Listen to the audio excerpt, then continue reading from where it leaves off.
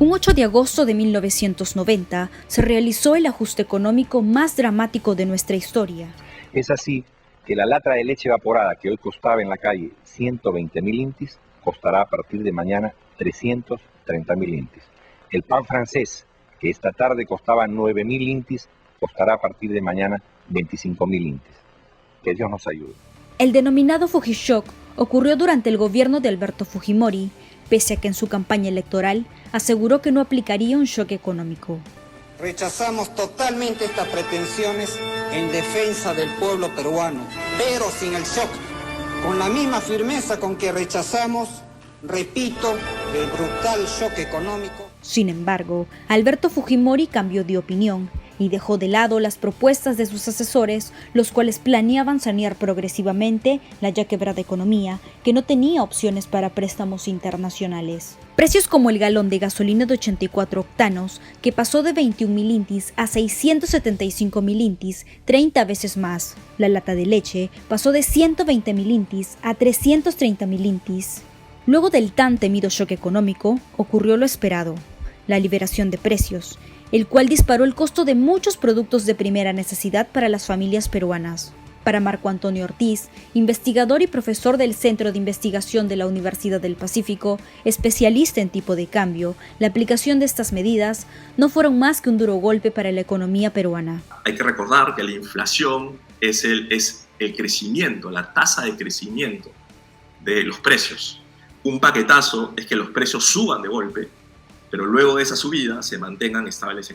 En ese momento, con tantas distorsiones de precios, con tanta gente desempleada, eso significó un golpe muy duro. 31 años después, nuestro país volvió a experimentar la misma sensación de los años 90. Pedro Castillo ganó las elecciones con una promesa de cambio y desarrollo, con la idea de gobernar para las familias más pobres. Pero, ¿qué tanto está cumpliendo con esa promesa? ¿Estamos acaso en una mejor situación? Y Pedro Castillo, dentro de su propia agenda, planteaba deshacer muchas de estas reformas macroeconómicas que habíamos visto, ¿no? Sus promesas de campaña implicaban una falta de disciplina fiscal, sus promesas de campaña implicaban también cambios, y ese es básicamente el temor. El dólar mostró el primer signo de alarma, superó la barrera de los 4 soles y resultado de ello se vio reflejado en el incremento de los precios de las materias primas. Si uno observa cómo le iba normalmente a Perú durante estos periodos, Perú siempre era el alumno que sacaba 20. O sea, cuando venía esos periodos de choques internacionales que le pegaban a toda la región y veías las depreciaciones, Perú era el que menos se depreciaba. El tipo de cambio que iba así suavecito, despacito en Perú, comienza a ser así, como toda la región. Recapitulemos las subidas y bajadas del dólar en nuestro país.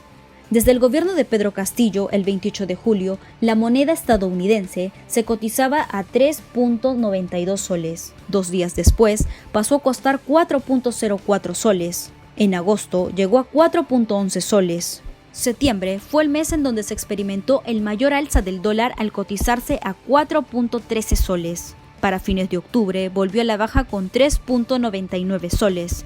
Pero en noviembre repuntó hasta los 4.04 soles. Un riesgo político más elevado, que fue justamente toda esta crisis del gabinete de Bellido, el tipo de cambio estaba volando por arriba de 4.10, ¿no? Y luego cuando vino pues esa pequeño cambio de gabinete y se tranquilizaron un poco los ánimos, el tipo de cambio volvió a caer abajo de 4, y ahora pues con todo este tema minero y la paralización de las bambas, el tipo de cambio ha comenzado nuevamente a trepar. Estamos ahorita en un nivel de 4.10 más o menos, 4.09. Como consecuencia, el resultado fue el rebrote de la inflación, que en el mes de octubre llegó a 6,1%. Sobre los temas tributarios, el gobierno de Pedro Castillo propuso nuevos impuestos a la minería, pero el riesgo de esta reforma solo ahuyentaría la inversión. Recordemos que la minería formal aporta el 14% del PBI nacional. Estamos hablando a nivel de capitales monstruosos internacionales. Estamos hablando de la persona que decide entre me llevo mi plata y la pongo afuera o invierto en una peluquería. O sea, si tú no sabes, ¿no?, cuánto te van a cobrar de impuestos, qué reglas tienes que seguir.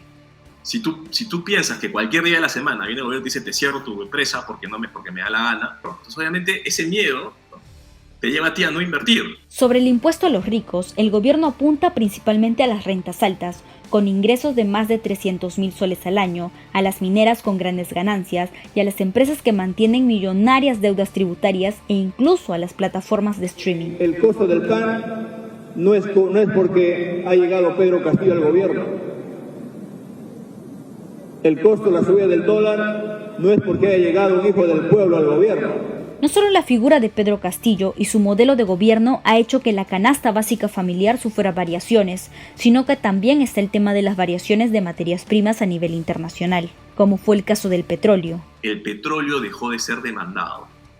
La energía dejó de ser demandada. Primero porque afecta a los costos de absolutamente todo, ¿no? De la parte agrícola, del plástico, del transporte de todos los bienes, de absolutamente todo. Esos precios más elevados del petróleo son los que han empujado el precio de los alimentos, el precio del gas, el precio de los transportes y la inflación a nivel global. Cuando conjugas ese aumento de precios con la política monetaria que se hacía por la pandemia, que era muy expansiva, se genera pues un aumento inflacionario muy fuerte. Comencemos con el precio del balón de gas, el cual llegó a superar los 65 soles en varias regiones del país. Esto pese a que fue incluido en el Fondo de Estabilización de Precios.